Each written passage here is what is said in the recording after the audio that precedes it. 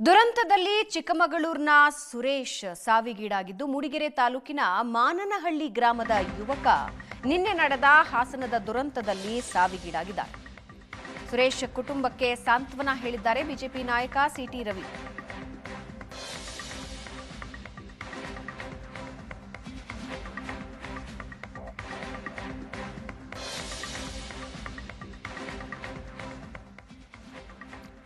ಚಿಕ್ಕಮಗಳೂರಿನಲ್ಲಿ ಕುಟುಂಬಸ್ಥರಿಗೆ ಸಿಟಿ ರವಿ ಸಾಂತ್ವನ ಹೇಳ್ತಾ ಇರೋ ದೃಶ್ಯ ನೀವು ನೋಡ್ತಾ ಇದ್ದೀರಾ. ಮೂಡಿಗೆರೆ ತಾಲೂಕಿನ ಮಾನೇನಹಳ್ಳಿ ಗ್ರಾಮದ ಯುವಕ ಸುರೇಶ್ ಸಾವಿಗೀಡಾಗಿರೋದು.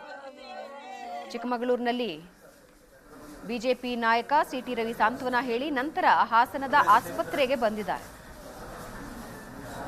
ಆಸ್ಪತ್ರೆಗೆ ಬಂದು ಗಾಯಾಳುಗಳ ಆರೋಗ್ಯ ವಿಚಾರಿಸಿದ್ದಾರೆ. 9 ಜನ ಜೀವ ಕಳ್ಕೊಂಡು 20ಕ್ಕೂ ಹೆಚ್ಚು ಜನ ಗಾಯಗೊಂಡಿದ್ದಾರೆ. ಹಲವರಿಗೆ ತೀವ್ರ ಗಾಯಗಳಾಗಿವೆ. ಕಾಲ ಮೇಲೆ ಚಕ್ರ ಹರಿದಿದೆ, ಕೈ ಮೇಲೆ ಚಕ್ರ ಹರಿದಿದೆ, ಕೆಲವರಿಗೆ ಬೆನ್ನಿಗೆ ಏಟಾಗಿದೆ. ಇದೊಂದು ಘೋರ ದುರಂತ. ಇದರ ತನಿಖೆಯನ್ನು ಪೊಲೀಸ್ ಇಲಾಖೆ ಮಾಡಲಿ, ಯಾವ ಹಿನ್ನೆಲೆಯಲ್ಲಿ ಆಯಿತು, ಯಾಕಾಯಿತು ಅಂಥೇಳಿ. ಇದೊಂದು ದುರ್ದೈವದ ಸಂಗತಿ. ಅವರೆಲ್ಲರ ಕುಟುಂಬಕ್ಕೆ ದುಃಖಪಡಿಸ್ತಕ್ಕಂಥ ಶಕ್ತಿಯನ್ನು ಭಗವಂತ ದಯಪಾಲಿಸಲಿ ಅಂತ ನಾನು ಪ್ರಾರ್ಥಿಸ್ತೇನೆ. ಮತ್ತು ಮಾನ್ಯ ಮುಖ್ಯಮಂತ್ರಿಗಳಿಗೆ ವಿನಂತಿ ಮಾಡಲಿಕ್ಕೆ ಬಯಸ್ತೇನೆ. ನೀವು ಈಗಾಗಲೇ 5 ಲಕ್ಷ ರೂಪಾಯಿ ಪರಿಹಾರವನ್ನು ಘೋಷಣೆ ಮಾಡಿದ್ದೀರಿ. 5 ಲಕ್ಷ ರೂಪಾಯಿ ಇಂಥ ಸಂದರ್ಭದಲ್ಲಿ, ದುರ್ಘಟನೆ ಸಂದರ್ಭದಲ್ಲಿ ಇನ್ನೂ ಹೆಚ್ಚಿನ ಪರಿಹಾರ ಕೊಡಬೇಕು ಅನ್ನೋದು ನಾವಿಲ್ಲಿ ಬೇರೆ ಬೇರೆಯವ್ರ ಜೊತೆ ಮಾತಾಡಿದಾಗ ಅವರ ಕುಟುಂಬದವ್ರದ್ದು ಬೇಡಿಕೆ ಅಂತಲ್ಲ, ಉಳಿದವ್ರ ಬೇಡಿಕೆ ಇಂಥ ಸಂದರ್ಭಗಳಲ್ಲಿ ಇನ್ನಷ್ಟು ಹೆಚ್ಚು ಮಾನವೀಯವಾಗಿ ವರ್ತನೆ ಮಾಡಬೇಕು ಅನ್ನೋದು ಜನರ ಭಾವನೆ ಇದೆ.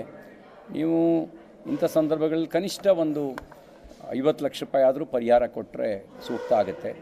ನೀವು 5 ಲಕ್ಷ ಕೊಟ್ಟಿದ್ದೀರಿ, ಅದಕ್ಕೆ ಅದು ತಕ್ಷಣದ ಪರಿಹಾರ. ಕನಿಷ್ಠ ಒಂದು 50 ಲಕ್ಷ ರೂಪಾಯಿ ಪರಿಹಾರ ಕೊಡಿ ಅಂತೇಳಿ ಅವರಲ್ಲಿ.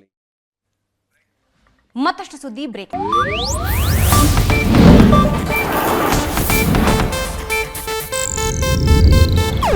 ಇದು ಏಷ್ಯಾನೆಟ್ ನ್ಯೂಸ್ ನೆಟ್ವರ್ಕ್ ಪ್ರಸ್ತುತಿ.